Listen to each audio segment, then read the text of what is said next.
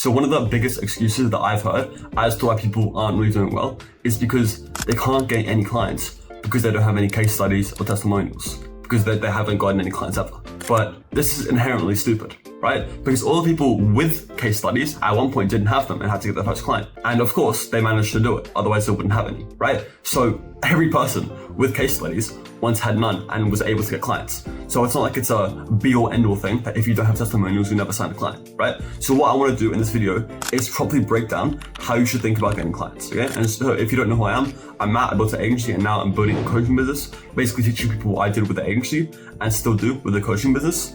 And really the whole goal with what we do is we help early stage agency owners hit 10K per month, okay? So when you're thinking about your offer and what you do, a lot of people have this limiting belief, as I said, that absolutely, no matter what, no matter anything else that I do, if I don't have case studies, if I don't have past results, there's absolutely no way that I can get clients. So this is inherently flawed because, as I said, let's take on Alex Hormozy and Gym Launch. Gym Launch is probably the biggest gym agency in the entire world, and they have like 5,000 clients probably. Of course, they have a bunch of data proving they're the best. They have a bunch of stats, they have a bunch of testimonials and all that.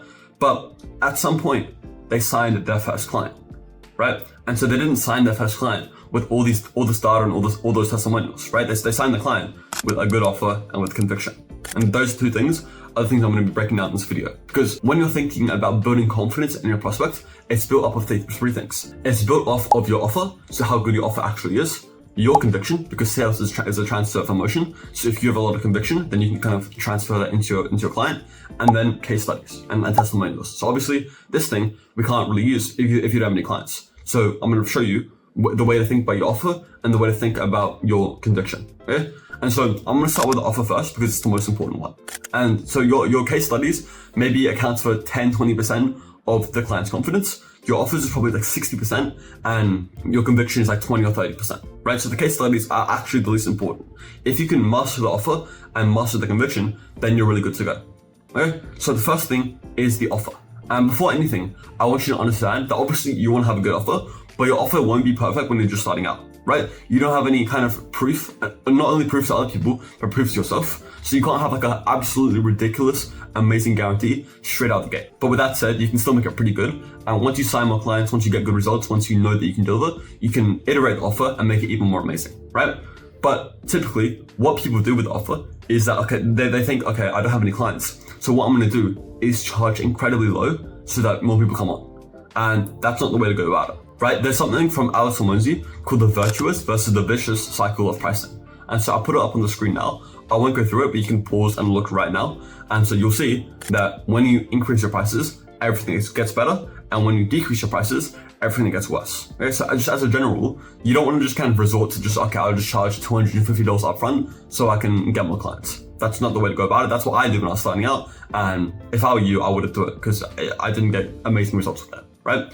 What you should do is, first of all, you shouldn't waver on your pricing, but you should create an offer that makes sense, right? So obviously you're going to struggle with this a bit more than someone who's had 30 clients before and they know all the data and everything, but you should have a general understanding and a pretty good understanding of what you're going to do for your clients. So let's say that you're in the roofing niche. By the way, these are just like completely made up. I don't know anything about the roofing niche. I could be completely wrong, but let's say that the average job cost in the roofing niche is $2,000. Right? And with your ads, your nurturing campaign, whatever you can do, you're going to estimate that you can get your clients 5 jobs a month. So you're making them 10K revenue. And if your ad spend is 1K per month and you're charging $2,000 a month in retainer, so they're paying you $3,000, they're getting back $10,000. And as I said, these numbers aren't probably right. I'm just giving you an example, but they're making ROI. They're paying 3K per month, but they're making 10K per month. If you can make that make sense and kind of do the maths and write out an offer that would actually get your clients good results and would get them a good ROI, and then you can stick a guarantee on it. Obviously, as I said, you can't have the most insane guarantee possible coming straight out the bat because you don't have any results, so you're not actually 100% certain that it can work, but you still can have a guarantee, right? So what I like to do, if you're just starting out, have a guarantee that isn't crazy, but it still works. So something like full money back or full money back plus will work for free for an extra amount of time, or even just that you'll work so that if you don't get results, then you'll work for free and you'll pay for the ads for them for maybe an extra 3 months until they do see the results, right? That's a very, very simple guarantee, but it can still work and it's still going to drive a lot of confidence in your prospect, right? As a general rule, even though you can't make it like a 10 out of 10 perfect offer with no data, what you can do is still completely reverse the risk back onto you.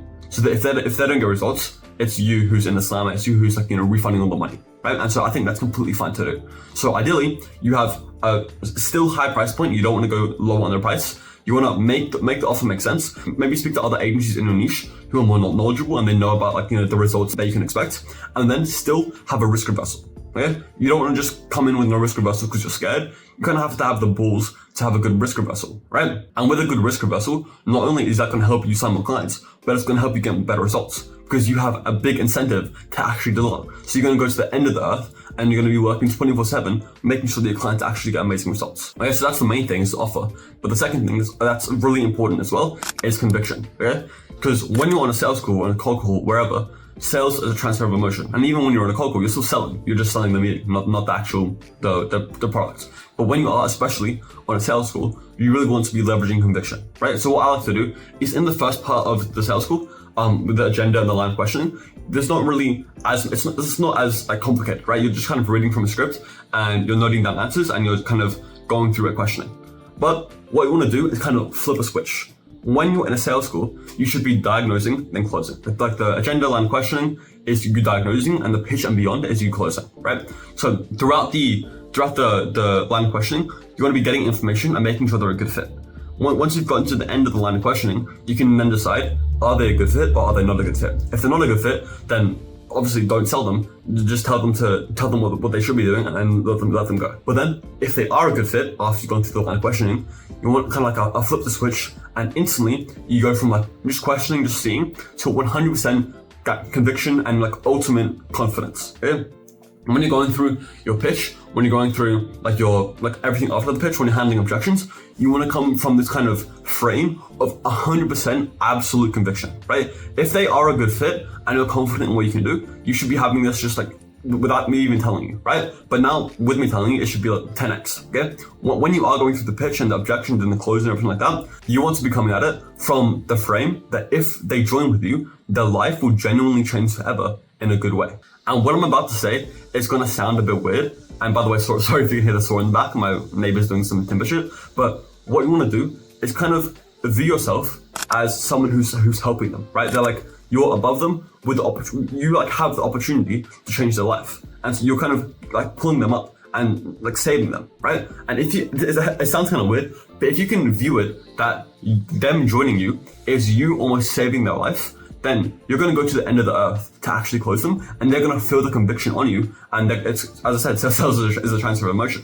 If they can see how genuinely convicted you are, then they're going to kind of join you in that frame and be like, oh shit, this guy seems genuinely convicted. It seems like he knows what he's talking about. I'm going to move forward with him, right? So as I said, confidence. And then number two, once you're going to flip the switch from diagnose to close, you want to have absolute, complete and utter, like 100% conviction. Okay, so if you can master those two, the offer, having at least like a pretty good offer starting out and iterating it to make it better over time, and then having absolute 100% conviction dialed in after you go through the line of questioning and after you kind of diagnose they're a good fit, then you're good to go.